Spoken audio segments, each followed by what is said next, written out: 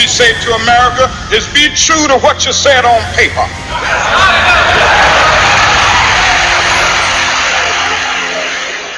If I lived in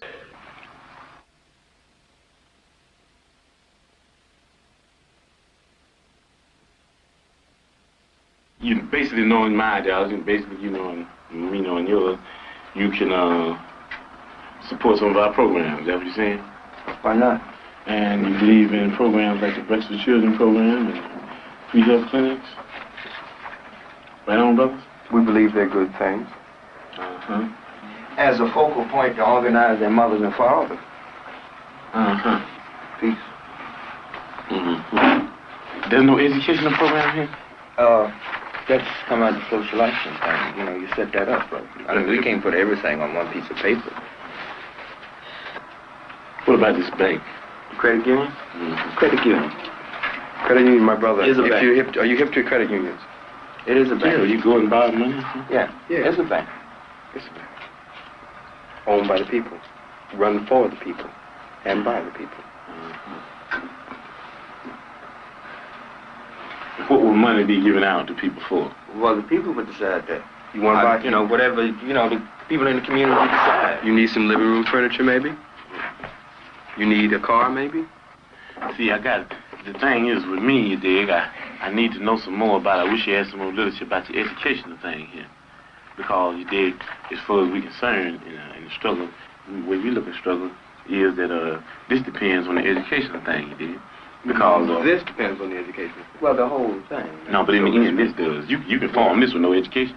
You can form this. No, not the way we're talking about forming it. You know, right. We're talking about forming it right. You know, it's not on the paper. We didn't write it on the paper. You form it right with no education. No.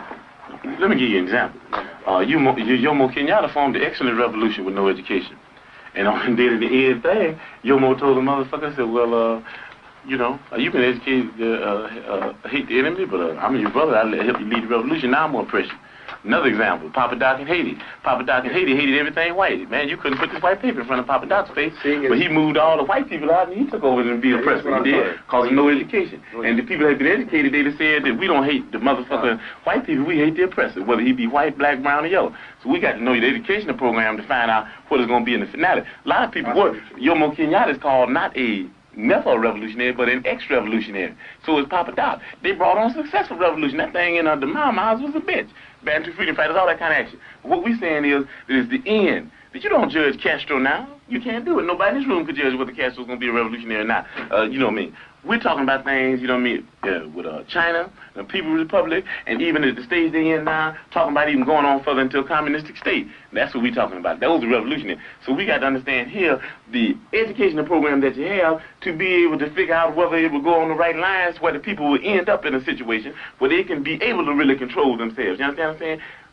With no education, the people take this local foundation and start stealing money because they won't be really educated to why it's the people's thing anyway. You understand what I'm saying? With no education, you have neo-colonialism instead of colonialism, like you got in Africa now, like you got in Haiti.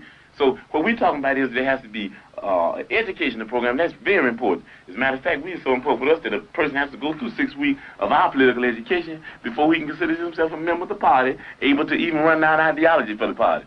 Why? Because if they don't have an education, then they're nowhere. You dig what I'm saying? They're nowhere because they don't even know why they're doing what they're doing. You might get people caught up in the emotionalist movement.